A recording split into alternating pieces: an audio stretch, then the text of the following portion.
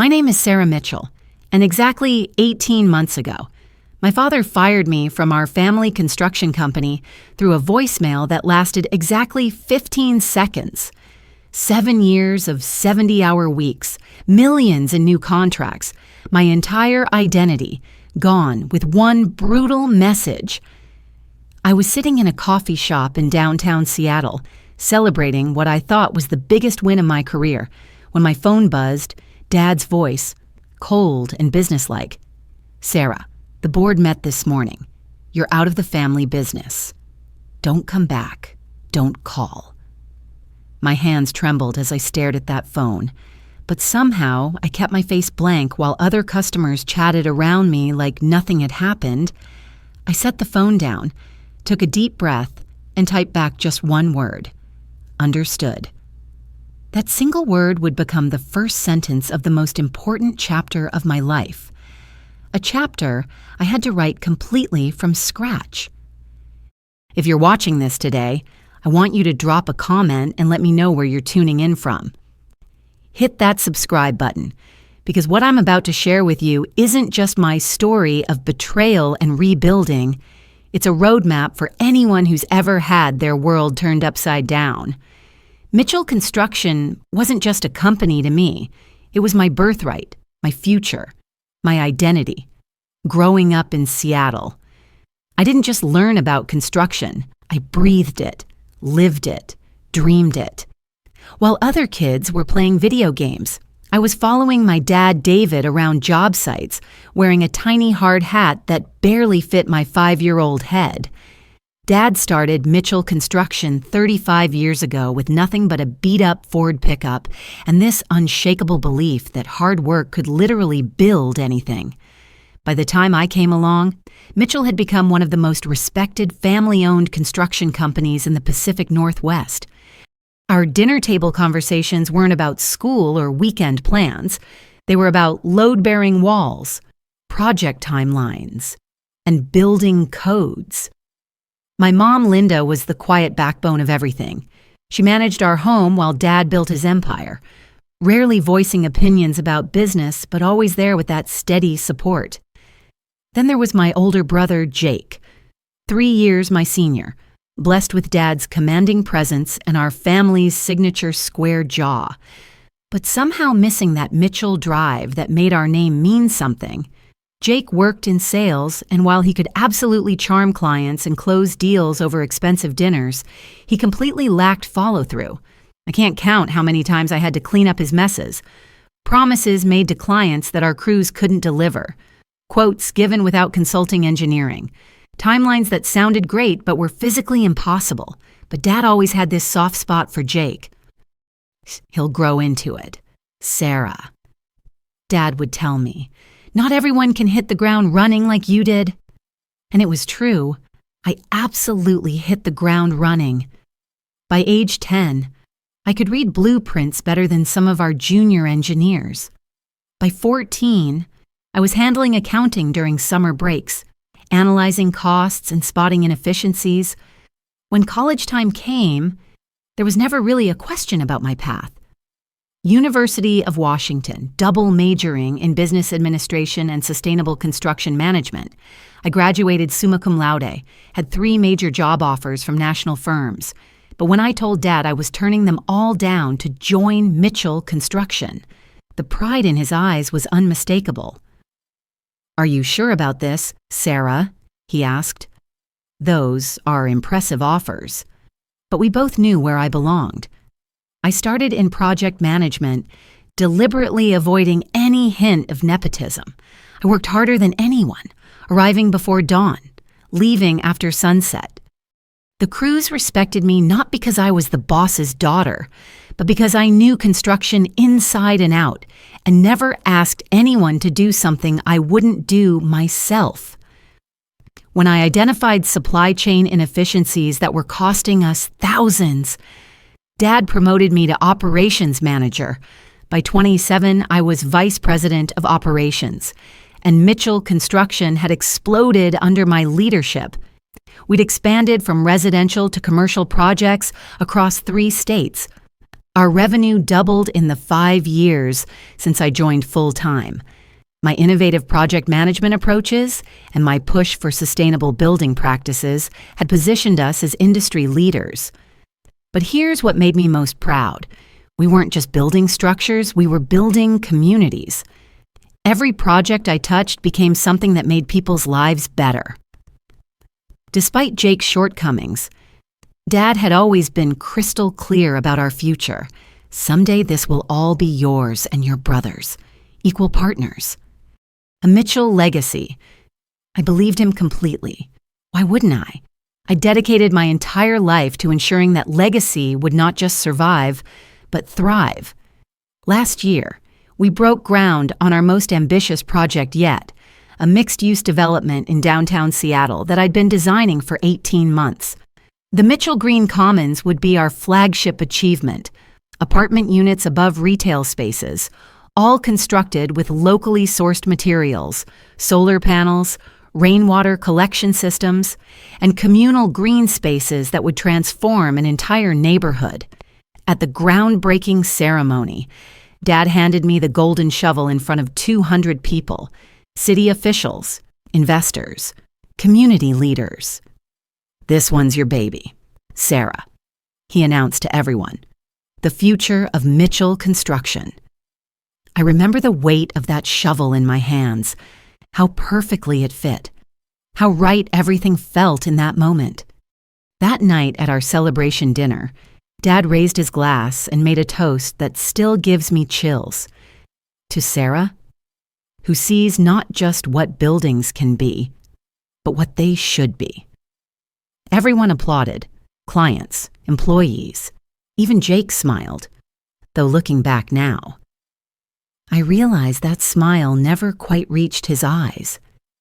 How could I have possibly known that within 6 months?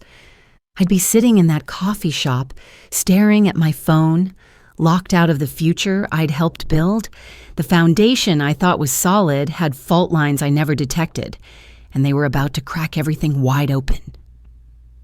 Looking back now, I can pinpoint exactly when things began to shift, though at the time, the changes were subtle enough that I dismissed them as normal business fluctuations. It started about 3 months before that devastating voicemail, during what should have been a routine quarterly planning meeting.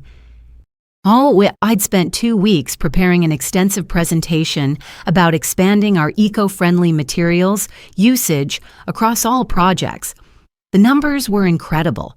Our sustainable builds were commanding 15–20% premium prices and generating massive positive press. We had waiting lists for our green projects. The market was literally begging us to go bigger with sustainability. But when I pulled up my slides, ready to show Dad the future of our industry, he glanced at his watch with this dismissive expression I'd never seen before. "Let's table this for now, Sarah. We've got more pressing matters to discuss." He never specified what those pressing matters were, and when I tried to bring it up later, he just brushed me off. That same week, I started noticing Dad and Jake having these private lunches together. Now, family meals weren't unusual, but these became daily occurrences. Closed-door conversations that would stop the moment I walked into a room.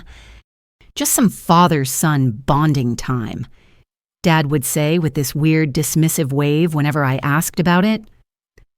Then came the introduction of Richard Maxwell, Dad's old college roommate who'd been working as a semi-retired executive at a national construction corporation. Dad brought him in as a strategic consultant without discussing it with me first, which was completely unlike him. We'd always made major decisions together. "Richard's got 40 years in the business," Dad explained when I questioned the decision. "He'll help us navigate this expansion phase." Maxwell was tall, silver-haired, and had this forced joviality of someone who laughed way too hard at his own jokes. He made himself completely at home in our offices, reviewing our contracts, examining our processes, asking pointed questions about our client relationships. When I asked to see his reports and recommendations, Dad told me they were still in development. That should have been my first major red flag, but I trusted Dad completely. I thought we were just being thorough. Then I started noticing small decisions being reversed. A sustainable materials vendor I'd personally vetted and approved was suddenly dropped without explanation. A project manager I'd hired was mysteriously reassigned to a different department. The marketing campaign I'd developed for the Green Commons was temporarily shelved, pending further review. Every time I sought explanations, I got these vague, frustrating responses. We're reassessing. It's a timing issue. We'll circle back to that. It was like speaking a foreign language with my own father. The breaking point came on a Tuesday afternoon when I walked into our main conference room to find Dad, Jake, Richard, and 2 board members in a meeting I hadn't been invited to. They had blueprints spread across the table, modifications to the Green Commons design that eliminated almost every sustainability feature I'd fought to include. "What's going on here?" I asked, and I couldn't keep the edge from my voice. This was my project, my vision, and they were gutting it without even consulting me. Dad looked up, momentarily startled like a kid caught with his hand in the cookie jar, just exploring some value engineering options. Nothing final? Value engineering? We were cutting the solar array, the rainwater collection system, the green roof design. These weren't minor cost savings. They were the cornerstone features that made this project revolutionary. The city had approved our permit specifically because of these sustainability elements. Richard Maxwell cleared his throat with this condescending little cough. The initial estimates were perhaps overly optimistic about ROI on these features. We're simply recalibrating to market realities. I felt my blood pressure spike. I ran those numbers myself multiple times. They're solid, and we've already ordered materials based on these specifications. Dad stood up abruptly. "Sarah, we can discuss this later. Richard has some insights worth considering." And just like that, I was dismissed from a meeting about my own project. I felt the room close in on me as I realized this wasn't about value engineering. This was about systematically dismantling everything I'd built. That evening, my assistant, Jessica, asked to speak with me privately. We walked to a small park near our office, away from any potential eavesdropping. "I probably shouldn't tell you this," she said, glancing around nervously, "but they've been having meetings. Your dad, Jake, and Mr. Maxwell, almost every day when you're out visiting job sites." My stomach dropped. What kind of meetings? "And Mr. Maxwell's son Connor has been in twice for interviews," she continued. "They didn't say for what position specifically, but they were showing him around like he was already hired. Your office was part of the tour." Connor Maxwell? I'd never even heard the name before, but apparently he'd been shadowing different departments for weeks, learning our systems, meeting our people, while I was completely in the dark. The betrayal felt like a physical weight in my chest. I tried to rationalize it. Maybe they were bringing in additional management for our expansion, but why the secrecy? Why wasn't I part of these conversations? I was the VP of operations, for crying out loud. Nothing should have been happening without my input. That weekend, I stopped by my parents' house for our monthly family dinner, a tradition we'd maintained for years. But something felt different the moment I walked in. Mom seemed distracted, checking her phone constantly, avoiding eye contact. When Dad stepped out to take a call, she leaned close to me with this urgency I'd never seen before. "Sarah, be careful," she whispered, her voice barely audible. "What do you mean, Mom? Just watch your back. Your father. He's not thinking clearly lately." Before she could elaborate, Dad returned, and she immediately switched to talking about her garden club like nothing had happened. I tried to catch her alone again that evening, but she avoided being alone with me entirely. As I was leaving, she hugged me tighter and longer than usual, like she was saying goodbye rather than see you next week. That hug haunted me for days. The following week, I was explicitly excluded from a business dinner with a major potential client. When I confronted Dad about it, he claimed it was just a casual meeting, nothing official. Later, I discovered through our accounting system that they had signed a preliminary agreement for a luxury condo development, exactly the type of project I had specifically advised against due to market saturation. Each incident individually could be explained away, but together they formed an undeniable pattern. Something was happening at Mitchell Construction, and it was becoming crystal clear that whatever it was, it didn't include me. But even with all these warning signs flashing like neon lights, I never imagined how quickly and completely the axe would fall. I was about to learn that sometimes the people closest to you are capable of the most devastating betrayals. April 17th started like any other Tuesday in Seattle. Spring rain had been falling all morning, but by the time I drove to our newest project site, the sky had cleared enough for actual sunlight to break through, which in Seattle feels like a small miracle. I was heading to meet with Greenfield Developers, a client who was interested in a massive commercial project that aligned perfectly with everything I'd been pushing for at Mitchell. I'd spent the entire previous week preparing comprehensive proposals and running detailed cost projections. This wasn't just another contract. This could be our largest deal yet. We're talking about a campus of office buildings designed to lead platinum standards, the kind of project that would cement Mitchell Construction as the premier sustainable builder in the Pacific Northwest. The meeting went better than I could have dreamed. Martin Greenfield, the CEO, was absolutely blown away by the innovative approaches I'd suggested. Solar integration that would actually generate excess power. Rainwater systems that could support urban agriculture, building materials sourced within a 50-mile radius, the whole 9 yards. Your passion for sustainable building is exactly what we're looking for, Sarah, he said as we shook hands. I think Mitchell is the perfect partner for us. Those words felt like validation of everything I'd been working toward. This deal would add millions to our annual revenue and create jobs for dozens of skilled workers. I was so excited that I called the office immediately, but it went straight to Dad's voicemail. I left this enthusiastic message about the potential new contract, practically bouncing in my car. Then I decided to treat myself to coffee before heading back to the office. After all, I deserved a small celebration, right? The coffee shop was buzzing with the mid-morning crowd. I ordered my usual, a large latte with an extra shot, and found this quiet corner table near the window where I could watch the rain starting up again. I pulled out my tablet to review some emails while I waited for my drink. Feeling on top of the world, that's when my phone buzzed. Dad's name appeared on the screen, and I smiled, thinking perfect timing. He probably got my voicemail and wanted to hear all the details about Greenfield, but instead of answering, the call went straight to voicemail. That was odd. Dad always answered when I called, especially during business hours. I picked up my phone to call him back when the voicemail notification popped up.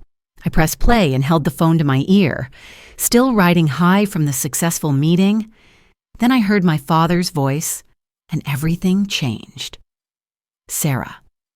No greeting, no warmth, just my name, delivered like a business transaction. The board met this morning and we've decided to restructure the company leadership. Effective immediately, you're out of the family business.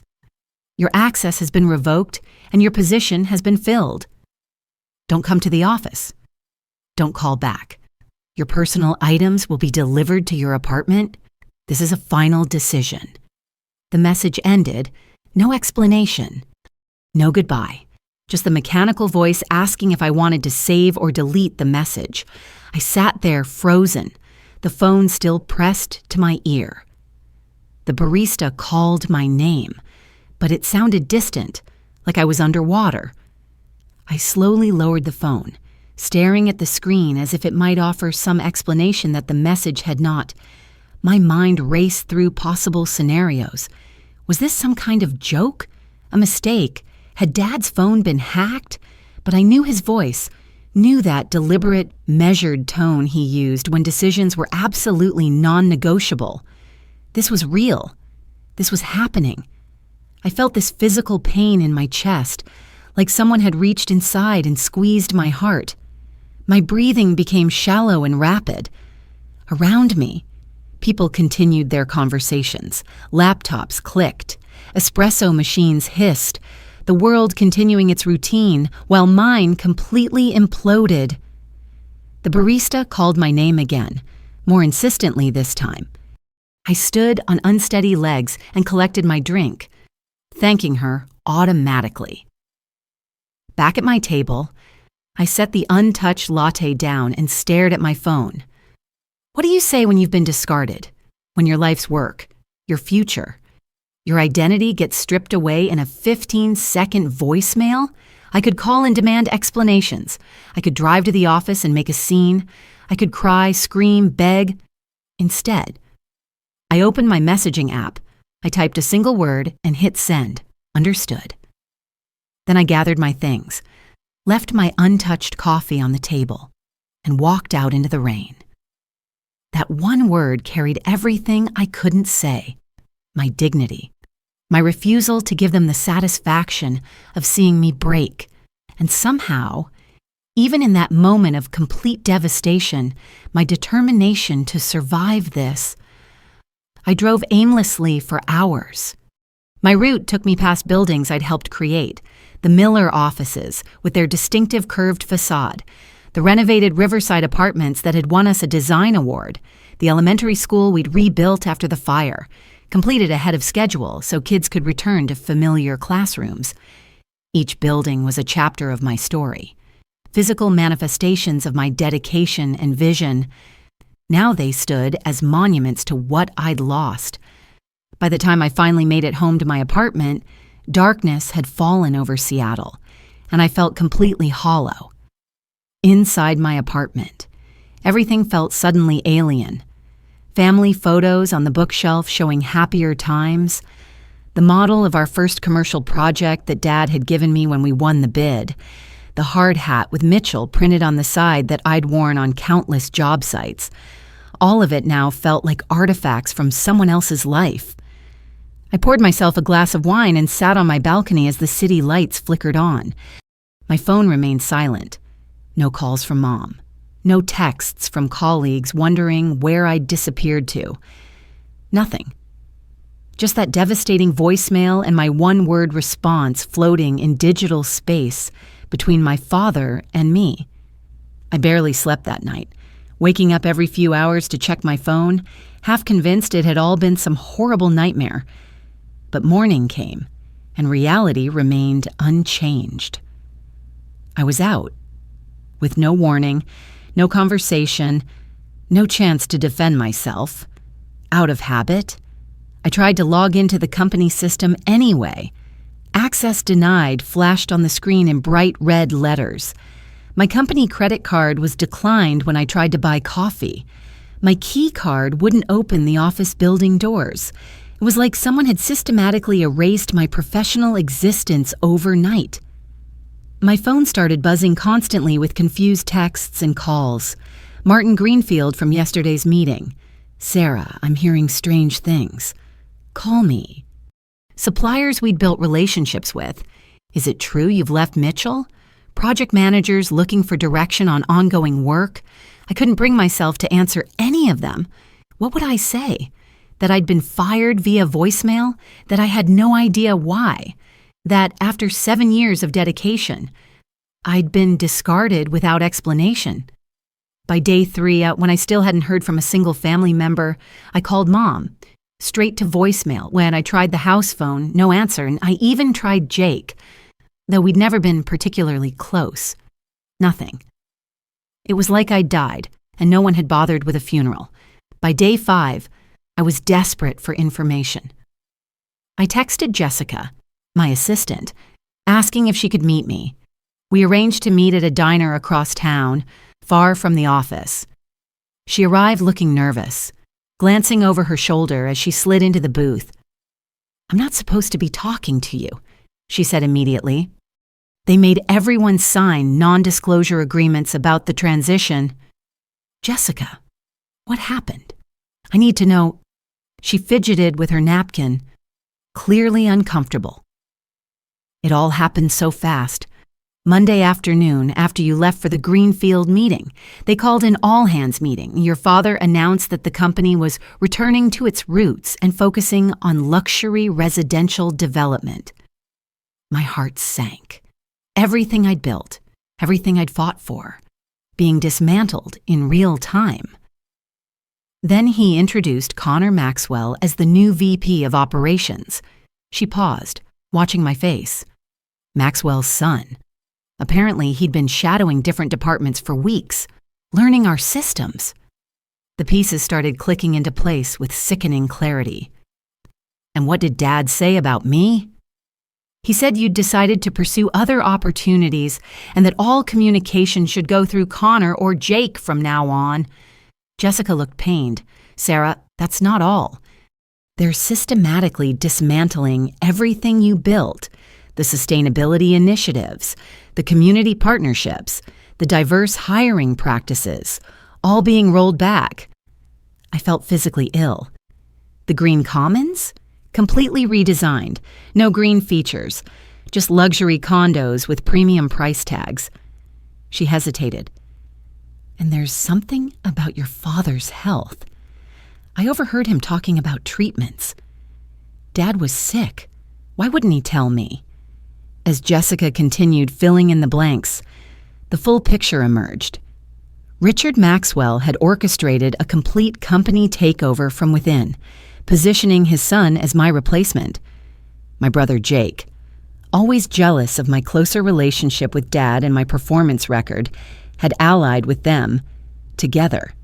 They'd convinced my father that the company needed to change direction, away from my vision of sustainable, community-focused construction and back to luxury projects with quick returns. But the most devastating revelation was yet to come. "One more thing," Jessica said quietly.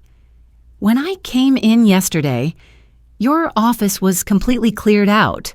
They had a courier service deliver boxes to your apartment building. Did you get them?" I hadn't checked with my doorman. When I got home, sure enough, 4 large boxes had been delivered that morning. I carried them up one by one, feeling like I was transporting pieces of a corpse. Inside were the artifacts of my professional life: family photos, industry awards, the plant I'd kept alive for 5 years, my degrees removed from the wall, client thank you notes, all packed haphazardly, some frames cracked, the plant's soil spilled throughout. At the bottom of the last box was a legal document, a separation agreement waiving all claims against Mitchell Construction in exchange for 3 months of severance pay. A yellow sticky note in Dad's handwriting, sign in return for payment. I let the paper fall from my hands. That night, I started investigating in earnest. I called a former classmate who worked at a competing construction firm. "Have you heard anything about Mitchell Construction recently?" "Actually, yes. Word is they're pivoting hard to luxury development, and there are rumors about financial trouble. They're trying to secure major funding for something big. Someone said your dad's been looking to sell controlling interest." This was news to me. Our finances had been solid. I'd reviewed the books myself just weeks ago, but as I dug deeper, creating a timeline of events, the pattern became undeniable. This wasn't a sudden decision. It was a calculated coup that had been in motion for months while I worked obliviously to grow the company.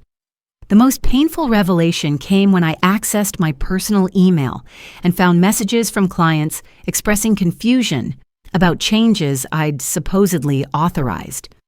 Contracts had been modified, promises walked back. My name used to justify decisions I'd never made. They hadn't just removed me, they'd weaponized my reputation to dismantle everything I'd built. I consulted with an attorney, Rebecca Chen, who specialized in family business disputes. After reviewing my situation, she delivered a harsh reality check. When you joined the company, did you sign employment contracts, shareholder agreements, operating documents? I had, of course, standard paperwork. These documents, she explained, effectively limited my recourse. I'd agreed that the board, which Dad controlled, had sole discretion over operations and personnel. I had no guaranteed position despite being family, and the non-compete clause prevented me from working with any Mitchell clients for 2 years. But there must be something. Wrongful termination? Defamation? Family businesses operate in gray areas. Sarah. They counted on your trust, and unfortunately, you gave it to them completely, legally. Your options are limited. I left her office feeling defeated. Not only had I lost my job and my family in one blow, but I'd unknowingly signed away my right to fight back. 2 weeks after the voicemail, I reached my breaking point. No communication from anyone in my family. Rumors spreading through the industry about my departure. Clients I'd nurtured relationships with for years now unreachable. I decided direct confrontation was my only option. I drove to my parents' house on a Sunday evening, family dinner night for as long as I could remember. As I approached, I saw cars in the driveway. Dad's Range Rover, Mom's Volvo, Jake's Audi, and 2 unfamiliar vehicles, one likely belonging to Richard Maxwell. They were having family dinner without me. I parked across the street and sat watching the house through the dining room windows. I could see them gathered around the table, Mom passing dishes, Dad at the head where he always sat, Jake gesturing as he spoke, and there were the Maxwells, Richard and a younger man who must be Connor, my replacement. They were laughing, eating, existing as if I'd never been part of their lives. I almost stormed in, almost pounded on the door demanding answers. But something stopped me. A strange calm settled over me as I watched this tableau of betrayal. They had made their choice. Creating a scene wouldn't change that. I started the car and drove away, my resolve hardening with each mile. The next day brought an unexpected text from Mom. Coffee tomorrow. Just us. We met at a small cafe far from both the Mitchell offices and my parents' home. Mom looked tired, older somehow. When she hugged me, she held on longer than usual. "I'm so sorry, Sarah," she said once we were seated. "This isn't what I wanted." "Then why is it happening? Why didn't you warn me?" She glanced around nervously. "Your father isn't well. His heart. The doctors found severe blockages. He needs surgery and the recovery will be lengthy. He started panicking about the company's future." And that meant cutting me out completely? Mom wouldn't meet my eyes. "Richard convinced him that you were planning your own takeover, that you'd use his illness as an opportunity to push Jake out completely. That's absurd. Richard had evidence, Sarah, emails, meeting notes, conversations with clients about new leadership when your father stepped down." I was speechless. Those were succession planning discussions that Dad had asked me to have. He told me to start preparing for a transition in the next 5 years. But Richard had presented it differently. "And your brother?" She trailed off. "Jake helped them, didn't he?" Mom didn't deny it. As our conversation continued, I learned that Jake had been systematically undermining me for months, collecting out-of-context statements, twisting my words in reports to Dad. Richard Maxwell had manufactured evidence suggesting I was secretly planning to start my own company and take Mitchell clients with me. The final straw was when Richard showed your father an email where you supposedly discussed moving client relationships away from Mitchell. Your father saw it as the ultimate betrayal. That email doesn't exist. Mom, it's fabricated.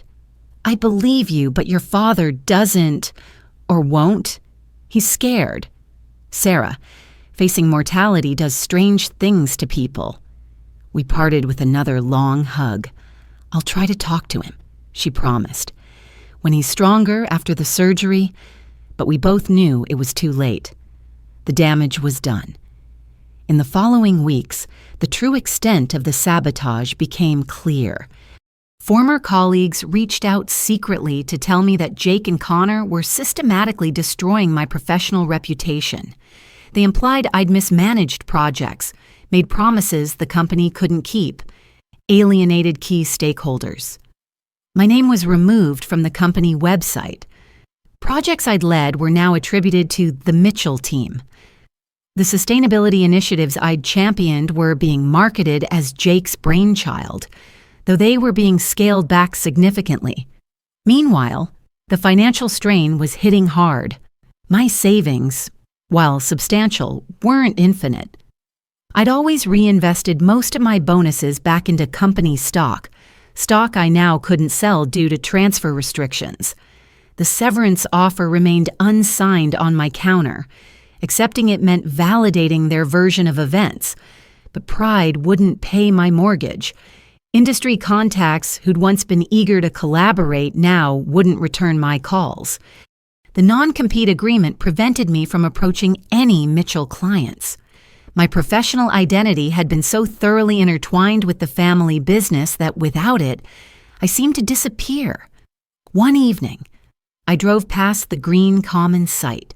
The sign had been changed. No more sustainable urban living. Now it advertised luxury condominiums starting at $800K. All my work, my vision, erased as if it had never existed. I pulled over and watched the darkened construction site, tears streaming down my face. This was the final evidence that everything I'd built was being dismantled, brick by brick, board by board. Not just my career, but my legacy. That night, I signed the severance agreement, not because I accepted their version of events, but because I needed to survive long enough to rebuild. I mailed it the next morning, feeling like I was signing my own professional death certificate. But sometimes, what feels like an ending is actually a beginning in disguise. 3 months after that voicemail shattered my world, I had hit absolute rock bottom. I'd moved from my spacious downtown apartment to a tiny studio in a less desirable neighborhood to conserve funds.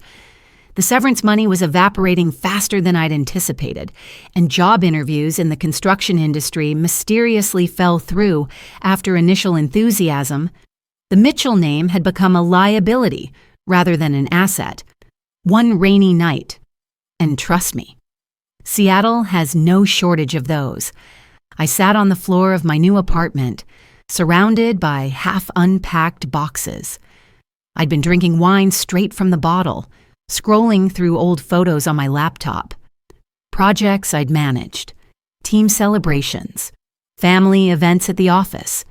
My life's work reduced to digital memories and a few cardboard boxes. I reached a photo from the groundbreaking of the Green Commons, Dad's arm around my shoulders, both of us in hard hats, golden shovels in hand. His smile seemed genuine. Was he already planning to cut me out even then? Had anything in my professional life been real? In that moment of complete despair, I almost gave up entirely. I considered leaving Seattle, changing careers, reinventing myself somewhere no one knew the Mitchell name. Maybe I could teach construction management at a community college in another state, or switch to real estate, or abandon the industry altogether. Then my phone rang. Unknown number.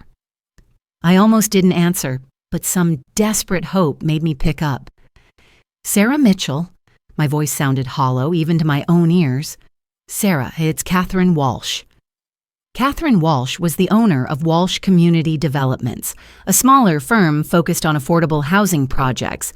We'd collaborated on a joint venture 2 years earlier, a mixed-income apartment complex that had won several awards for innovative design within budget constraints. Catherine, this is unexpected. I've been trying to reach you for weeks. Your email bounces back and your cell goes straight to voicemail. I hadn't been checking messages regularly. Too many awkward conversations to navigate. Sorry about that. I've been transitioning, so I've heard. Industry gossip travels fast. She paused. Listen, I don't know exactly what happened at Mitchell, and frankly, I don't care. What I do know is that when we worked together, you were the most competent, innovative project manager I'd ever encountered. For the first time in months, I felt a flicker of my old professional confidence. Thank you. That means a lot right now. It's not just flattery, Sarah. I have a proposition for you. We've been awarded a contract for a small community center in North Seattle. Tight budget, challenging site, sustainability requirements. I immediately thought of you. The possibility of working again, of building something meaningful, was intoxicating. But fear held me back. Catherine, I appreciate the vote of confidence, but I can't. My non-compete, I've had my lawyer review it. This wouldn't violate the terms. It's not a Mitchell client. It's a completely different market segment, and you'd be a consultant, not an employee of a competitor. We could structure it carefully. After we hung up, I stared at the phone in my hand. An opportunity when I thought all doors were closed to me. But did I have the courage to walk through it? The next day brought another unexpected connection. An email from George Phillips, Dad's original business partner who'd retired and sold his stake 15 years ago. He'd heard about my departure and wanted to meet. We met at his home, a modest house with an impressive workshop in the back where he still built custom furniture as a hobby. At 75, George remained sharp and direct. Your father's making the same mistake he made with me, he said after minimal pleasantries. Pushing out the person who could take the company forward because he's afraid of change. George shared a history I'd never known, how he and Dad had clashed over expansion plans, how Dad had maneuvered to dilute George's ownership until selling made more sense than fighting, how their 40-year friendship had ended over business disagreements. Your father builds beautiful structures, Sarah, but he tears down relationships with the same efficiency. He can't stand anyone challenging his vision, even when that vision has become outdated. As we talked, George revealed he'd kept journals throughout his career, including the partnership with Dad. He retrieved a box from his workshop and handed me several leather-bound notebooks. You might find some perspective in these. History has a way of repeating itself in family businesses. That night, I started reading George's journals. They detailed the early days of Mitchell Construction, originally Phillips and Mitchell Builders, including a strikingly familiar pattern. My grandfather, Thomas Mitchell, had forced out his own brother from the family's previous construction business 30 years earlier, using similar tactics of isolation and accusations of disloyalty. It was a generational pattern. The Mitchell men built businesses and burned bridges with equal dedication. The journals gave me something unexpected: distance. For the first time, I could see my situation not as a personal failure, but as part of a dysfunctional family pattern that preceded me. Dad wasn't just betraying me, he was repeating behavior he'd learned from his own father. Understanding didn't erase the pain, but it helped me separate myself from it. This wasn't about my performance or my worth. It was about fear of change, fear of loss of control, fear of mortality. Fears that had nothing to do with me and everything to do with the Mitchell legacy of mistrust. The next morning, I called Catherine Walsh and accepted her consulting offer. Then I sat down at my small kitchen table with a notebook and began sketching out a business plan. Not for a construction company, the non-compete prevented that, but for a consulting firm specializing in sustainable building practices.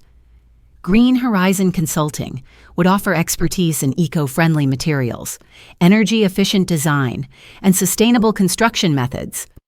I'd target smaller firms lacking in-house sustainability experts, but wanting to compete in an increasingly environmentally conscious market. Firms like Catherine's. Starting over was terrifying, so I had no clients beyond Catherine, limited capital, and a reputation that had been systematically undermined. But I had knowledge, experience, and now a driving purpose that went beyond family legacy. I registered the business name the next day, created a simple website the day after, ordered business cards with Sarah Mitchell, founder and principal consultant, printed in clean. Professional font. Each small step rebuilt a piece of my shattered confidence. Catherine's Community Center project became my lifeline. I threw myself into it completely, researching innovative materials that could meet both sustainability goals and budget constraints. I developed alternatives to expensive systems using creative combinations of passive design elements. I worked harder than I ever had at Mitchell, knowing this project would make or break my new venture. When we presented the final design to the community board, their enthusiastic approval felt like validation, not just of my work, but of my professional identity beyond the Mitchell name. One board member approached me afterward. "We've been trying to make this work for years, but the big firms either couldn't meet our budget or wouldn't prioritize our sustainability goals. You found a way to do both."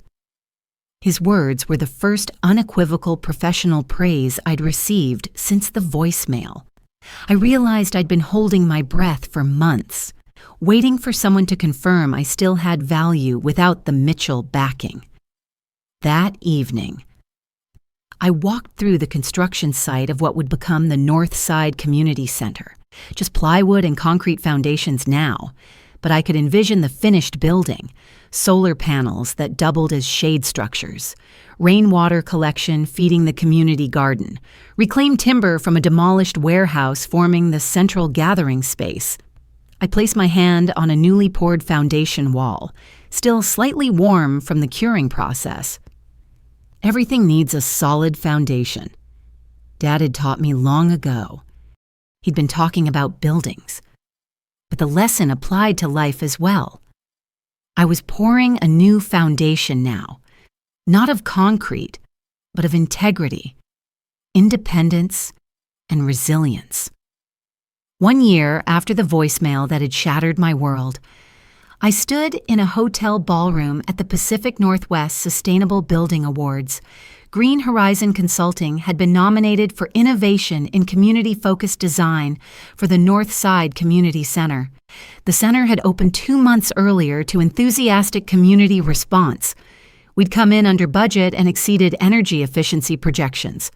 Most importantly, the space had immediately become a vibrant hub for the neighborhood. Exactly what we'd envisioned. When they announced, and the winner is Green Horizon Consulting for the North Side Community Center, the applause felt like validation of the hardest year of my life. As I accepted the glass trophy, I scanned the audience out of habit, half expecting to see Dad or Jake. They weren't there. Of course. Mitchell Construction had stopped attending industry events focused on sustainability. My acceptance speech was brief. I thanked Catherine Walsh for taking a chance on me when others wouldn't. I acknowledged the community board for their trust and partnership. I dedicated the award to those who find themselves starting over, building new foundations when old ones crumble. After the ceremony, several small and mid-size construction firm owners approached me about potential projects. Word had spread about what we'd accomplished at Northside with limited resources. My calendar filled with consultations. Green Horizon was thriving. I'd hired 2 junior consultants and was considering bringing on a project manager. We'd moved from my apartment to a small but proper office in a renovated warehouse. The irony wasn't lost on me. Dad had fired me from a company named after our family, and I'd built a successful business named after a vision. It was during this period of professional redemption that news about Mitchell Construction began circulating through industry channels. Their luxury condo conversion of what had been my Green Commons project was facing serious problems: cost overruns, quality issues, permit violations related to environmental commitments in the original approval. I took no pleasure in their struggles, but I wasn't surprised either. The Mitchell approach had always been to promise big and figure out delivery later. Without someone detail-oriented managing operations, without me, those promises were becoming increasingly difficult to fulfill. Then came the call I'd both dreaded and anticipated for months. Mom's name on my phone screen late one evening. "Sarah, your father's had a heart attack." The world seemed to stop. Despite everything, he was still my father. "Is he?" "He's stable. They did emergency surgery then, but it was serious." "Sarah, he's asking for you." And I sat with that information for a long moment. "He fired me by voicemail. Mom, he let Jake and Richard Maxwell destroy my reputation. He cut me out of my own family without even a conversation." "I know." Her voice cracked, "and I let it happen. I'll never forgive myself for that. But he's still your father, and he might not have much time left." The hospital room was dim when I arrived. Dad looked small in the bed, tubes and wires connecting him to various machines. Mom sat beside him, holding his hand. Jake was noticeably absent. Dad's eyes opened when I approached. Recognition, then something like shame flickered across his face. "Sarah." His voice was weak. "You came." "Mom said you asked for me." He nodded slightly. "I did something unforgivable to you. I didn't disagree or offer easy absolution." "Yes, you did." "I let fear drive me, fear of losing control, fear of the company changing too much, fear of becoming irrelevant." He coughed, and Mom helped him sip water. "Richard played on those fears, made me believe you were planning to push me out, change everything we'd built. I would never have done that. Everything I did was to strengthen the company you started. I know that now." He looked away. "Mitchell Construction is in trouble. Sarah, serious trouble. Without you, we're not the same." Part of me wanted to savor this acknowledgement, this vindication, but it felt hollow. "I'm sorry to hear that. Truly. But I have my own company now. I've heard, Green Horizon, you're doing well." A ghost of pride crossed his face. "You're doing what I couldn't. Evolving, adapting." We talked for nearly an hour, not just about business, but about family, about patterns repeated through generations, about how fear of losing control had cost the Mitchell men the very legacy they were so desperate to preserve. It wasn't a perfect reconciliation. Dad never explicitly apologized, and I didn't offer complete forgiveness. But we reached a kind of understanding, an acknowledgement of what had been lost and what might still be salvaged, not in business, but in family. As I was leaving, he said, "That message I left you, the voicemail, when you only replied, 'Understood,' that was the moment I first doubted what I'd done. You didn't beg, didn't argue, just accepted it with more dignity than I'd shown delivering the news." "It wasn't acceptance," I told him. "It was the only power I had left in that moment, to deny you the satisfaction of seeing me break." He nodded slowly. "You're stronger than any Mitchell before you, Sarah. You built something new from nothing. I've only ever known how to follow the path already laid." In the months that followed, our family began a cautious healing process. Mom and I renewed our weekly lunch dates. Dad and I spoke occasionally, mostly about neutral topics as we carefully navigated our new relationship. Jake eventually apologized after the Maxwell partnership imploded, leaving him to face the consequences of decisions he hadn't fully understood. Mitchell Construction survived, though in diminished form. They sold off the troubled Green Commons project to a developer who, ironically, hired Green Horizon to consult on making it more sustainable. Dad stepped down as CEO, taking on a chairman role with limited involvement in day-to-day operations. I declined offers to return to the family business. The bridges burned were too structural to be safely crossed again. But I did occasionally consult on specific Mitchell projects when asked, a professional courtesy that satisfied both sides without reopening old wounds. 2 years after the voicemail, I stood at a different construction site, the groundbreaking for Green Horizon's first design-build project. We'd partnered with Catherine Walsh's firm to create affordable, sustainable housing for healthcare workers. The project represented everything I believed construction could and should be: community-focused, environmentally responsible, economically viable. As I pressed the ceremonial shovel into the dirt, I thought about foundations again, how they must be solid but also flexible enough to withstand shifting conditions. How sometimes the strongest structures rise from cleared ground rather than patched ruins. The voicemail that had devastated me had also, paradoxically, freed me. Freed me from the constraints of family expectations and traditional thinking. Freed me to build something that truly reflected my values rather than compromising to maintain peace. Freed me to discover strengths I never knew I possessed when the supports I'd relied on were suddenly removed. "You're out of the family business," my father had said. "Understood," I had replied. Not as surrender, but as the first word of a new chapter, one I would write myself.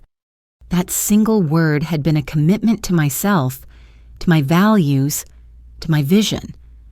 A promise that I understood not just what I had lost, but what I could still create. That I understood my worth extended beyond the Mitchell name. That I understood life's most important foundation isn't built of concrete and steel, but of integrity, resilience, and the courage to begin again. Today, as I look out at the team wearing Green Horizon hard hats, I feel profound gratitude for that painful lesson. In losing my inherited legacy, I found my authentic path. In being cast out, I found my way home to myself. If you've ever had to start over after betrayal, I hope my story gives you courage. Sometimes our greatest strength emerges only when everything familiar is stripped away. Sometimes the most beautiful structures rise from the ashes of what we thought we couldn't live without. Thank you for joining me on this journey. If this story resonated with you, please share it with someone who might need to hear that survival and even thriving is possible after devastating loss. Leave a comment below about a time when you had to rebuild after something fell apart. Subscribe if you'd like to hear more stories of resilience and reinvention. And remember, sometimes understood isn't the end of the conversation. It's the beginning of a whole new dialogue with yourself about who you truly are and what you're capable of building.